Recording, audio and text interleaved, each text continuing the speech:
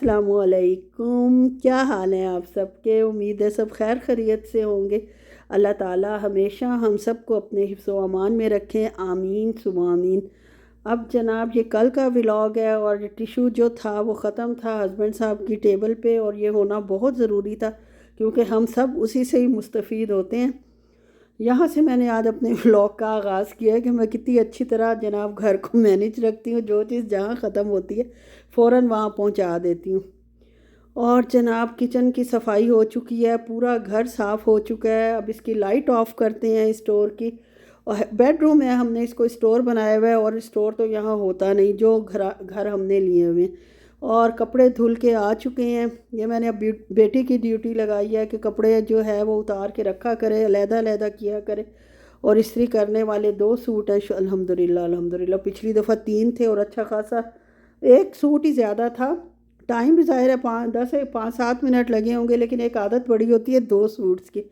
जब वो आदत हिलती है तो फिर बंदा कहता है हाय आज बहुत ज़्यादा कपड़े इस्त्री कर लिए। लेकिन बहरहाल 2 ही सूट थे आज अल्हम्दुलिल्लाह, जिसकी मैं शुरू से आदी हूँ। और इसको जनाब इस्त्री करते हैं, ऑन करते हैं इस्त्री, और कपड़े इस्त्री हो गए हैं। इनको अपना हैंग करते हैं, अलमारी में लटकाती हूँ जाके। और रिमोट अपनी जगह पे रखा है। वैसे मैं नहीं एसी चलाती, लेकिन आज गर्मी इतनी ज़्यादा हुई हुई है ना, यहाँ तो टेम्परेचर में यार फ़र्क ही नहीं पड़ रहा। नमाज़ें इतनी जल्दी जल्दी हो रही हैं, मतलब टाइम काफ़ी नमाज़ों का चेंज हो गया है, लेकिन टेम्परेचर का कोई फ़र्क भी नहीं पड़ रहा। सुना है सऊदीया में काफ़ी जगह बारिशें हुई हैं, लेकिन हमारे पास तो यहाँ कोई बारिश ही नहीं हुई। और उसी तरह 44, 45, 46 इस तरह टेम्परेचर रहता है। और घर के अंदर क्योंकि हमारा छत पे है घर, तो बहुत ज़्यादा गर्मी लगती है। और जनाब आज क्या मैं कर रही हूँ, आज मैं डाई लगा रही हूँ। और डाई लगाने ये देख लें, मेरी जो ये पेंट्री है छोटी सी, ये भी जनाब हिली पड़ी है अपनी जगह से। इसको भी किसी वक्त सेट करना है। और इस दफ़ा मैं ये लाई थी वेला का कलर, इसमें आर्गन ऑयल है, और कहते हैं अच्छा है, काफ़ी 2 महीने तक इसका कलर स्टे करता है। रूट्स तो खैर आ ही जाती हैं, आपको पता है, जो अंदर से वाइट आनी है या ग्रे आनी है वो तो आनी ही आनी है। तो इसके लिए फिर जनाब मैंने जो है वो कलर निकाला है अपना, और आगे आगे से तो मैं ख़ुद लगा लेती हूँ और पीछे से अपनी बेटी से निकलवाती हूँ। लेकिन उससे पहले जनाब उसने इनकार कर दिया कि मैं काम कर रही हूँ, आप थोड़ी देर बाद आना मेरे पास लगाने के लिए। तो मैंने कहा चलें, आज मैंने इंशाल्लाह मोमोज़ बनाने हैं, और उसके लिए उसका आटा तैयार कर लेती हूँ, डो तैयार कर लेती हूँ, साथ चटनी बनानी है, उसके लिए कुछ करती हूँ। जब तक फ़ारिग बैठने का कोई शौक़ भी नहीं है और ना बैठा जाता है, थोड़ी देर फ़ारिग बैठो तो समझ नहीं आती क्या करना है। यह जनाब पता नहीं कब से मैंने मयरिंग कप्स ले लेके, और कुछ पुराने कुछ नए, कुछ आधे बचे हुए आधे गुम हुए हुए, ये जब मैंने शिफ्टिंग पाकिस्तान की थी, जो माल मता मैंने यहाँ छोड़ना था वो ये बचा हुआ माल मता था।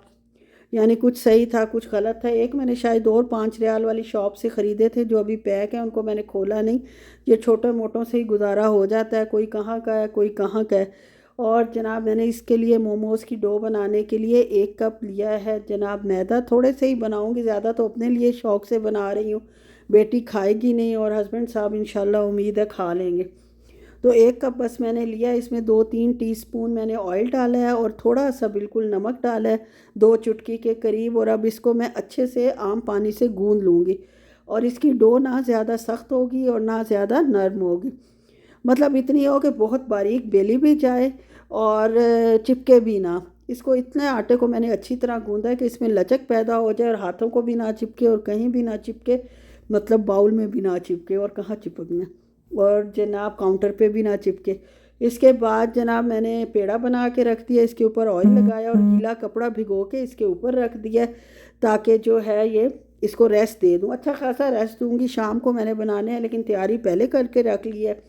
इसके अलावा 4 मैंने ली थी मोमोज़ की चटनी के लिए 4 मैंने जनाब ली हैं सुर्ख मिर्च जो आम वाली होती है, और साथ कश्मीरी मिर्च, देगी कश्मीरी मिर्च है जिसमें बिल्कुल कोई कलर होता है, सिर्फ कोई तीखापन नहीं होता, कोई कुछ नहीं होता। 1 टेबल स्पून भर कर वो मैं डाल दूँगी।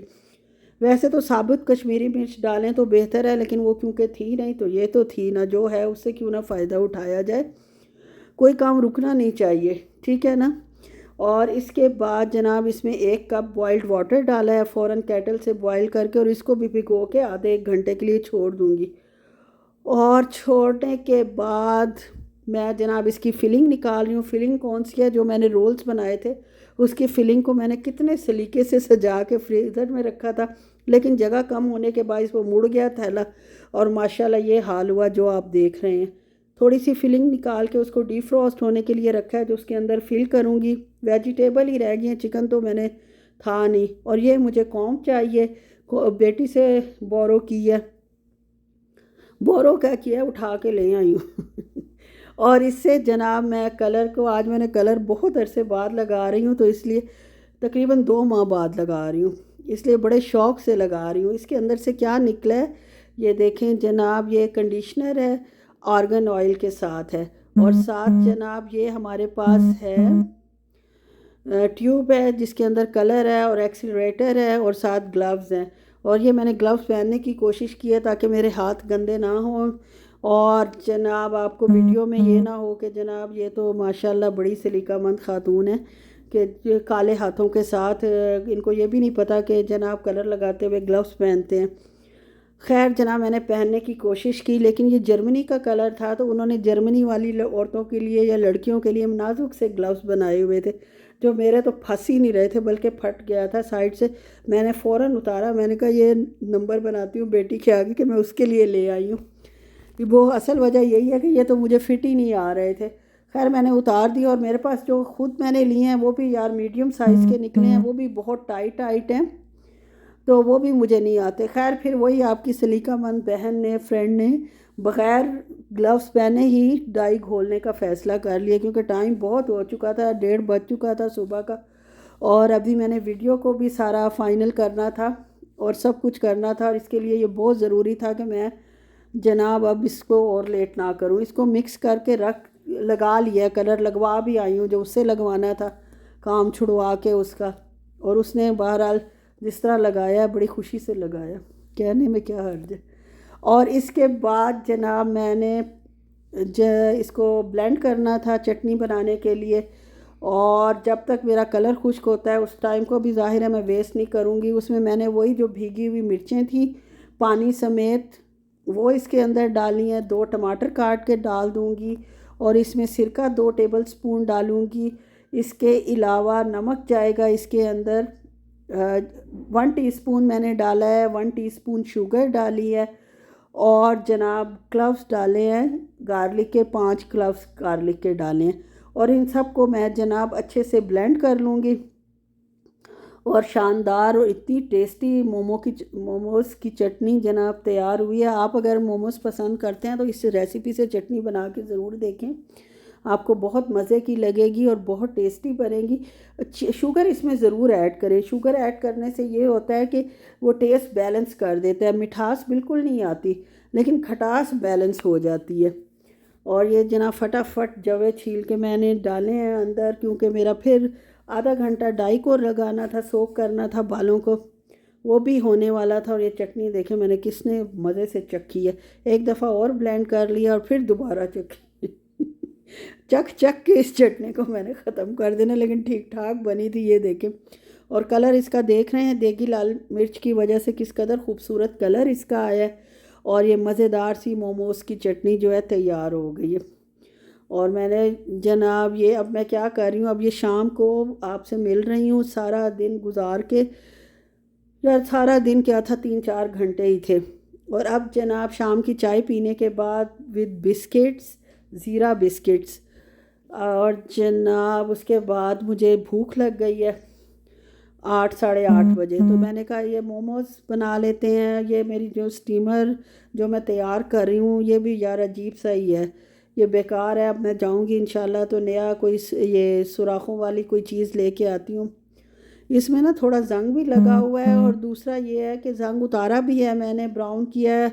सबसे पहले पानी डाला है मीडियम हाई हीट पे, और साथ जनाब इसके ऊपर मैंने ऑयल लगा दिया, क्योंकि जो इस की कंडीशन है आप देख लें कि मोमोज़ ने चिपकना ही चिपकना था इसके ऊपर, और इसको रख दिया है मैंने। ये लेकिन ढक्कन मुझे बहुत करीब इसके लग रहा था कि मोमोज़ चिपक जाएंगे, तो मैंने दूसरी पतीली का ढक्कन जो है वो इसके ऊपर रख दिया। और अब जनाब जंग शुरू होती है।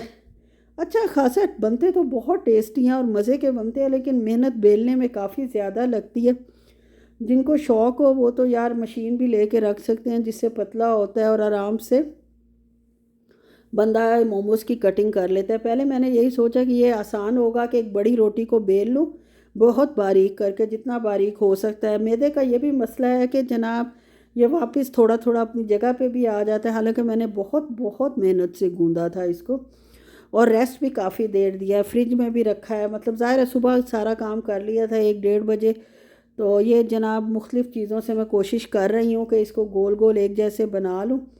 और ये बहरहाल बहुत छोटे साइज़ के बने थे और इसकी मैंने 2 तरह की शेप्स दी हैं। एक ये जो है ये साइज़ छोटा है लेकिन थोड़े फूल के थोड़े बड़े हो गए थे और बने तो खैर माशाल्लाह माशाल्लाह।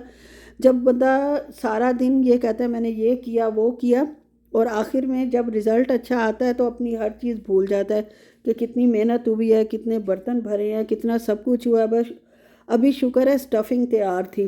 स्टफ़िंग तैयार होने की वजह से ये मेहनत बच गई, वरना इतनी सब्जियां लो, पहले उसको क्रश करो और सब कुछ करो। तो उससे बेहतर है कि अगर आप अगर ये स्टेप बाय स्टेप काम करें तो वो ज़्यादा बेहतर है कि एक दिन बंदा वेजिटेबल्स बना के रख ले और डो जो है अगले दिन और चटनी अगले दिन बना ले, या चटनी भी उसी दिन बना के रख ले, तो ज़रा काम आसान हो जाता है। क्योंकि सिर्फ एक काम तो नहीं करना होता, काम आपको पता है कितने ज़्यादा घर के होते हैं, बाकी सारे भी साथ करने होते हैं और ये भी करने होते हैं। ये छोटे छोटे माशाल्लाह काफ़ी सारे बन गए थे और ये पहला जो बना था ये मैं अपने हस्बैंड साहब को ही दे आई थी।